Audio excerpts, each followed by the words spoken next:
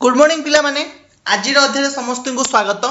पाठ 1 रो प्रथम आंदोलन आज आम पढ़ा चंपारण आंदोलन जोटा गांधीजी प्रथम जनसाधारण सहित होता आंदोलन थिला। कौन ना भारत में गांधीजी द्वारा संगठित प्रथम आंदोलन थिला होची चंपारण आंदोलन।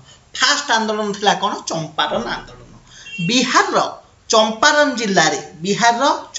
जिले में चाषी मानू जमीर 20 भागरू 3 भाग अंचल नील उत्पादन करने इंग्रेज वृक्षरोपणकारी द्वारा बाध्य करा जाई सेमानंक द्वारा निर्धारित दर में विक्रय करने को पड़ुला।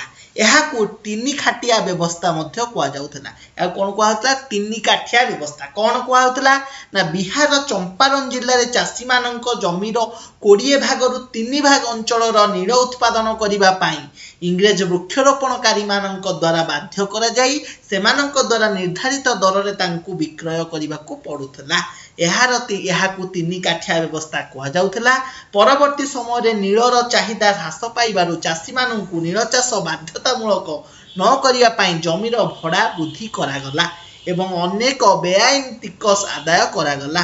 यह विरोध में प्रतिवाद करुवा चाषी माने विभिन्न प्रकार अत्याचार और शोषण शिकार हेले। राजकुमार शुक्ल नामक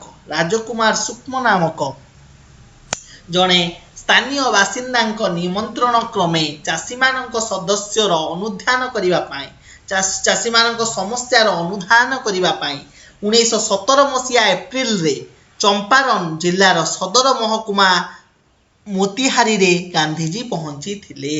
गांधीजी केबे पहुंची थिले 1917 मसीहा एप्रिल रे चंपारण जिलार सदर महकुमा मोतिहारी रे पहुंचिले। जिला अधिकारी गांधीजी और तांको सहित जाइथिबा राजेंद्र प्रसाद मुजाहर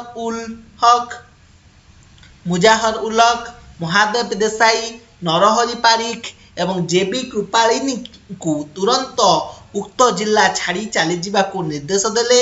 गांधीजी यही निर्देश को प्रत्याख्यान करी सेथिपाई जेकोसी दंड भोगिबाकू प्रस्तुत बोली घोषणा कले।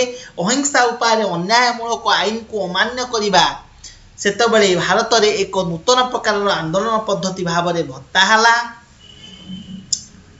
शेष में सरकार गांधीजी को चंपारण चाषी मान समस्या गुड़ी को अनुधान करने अनुमति देले एवं यही विषय सरकार द्वारा गठित कमिटी रे गांधीजी को एक सदस्य भाव में अंतर्भुक्त कले।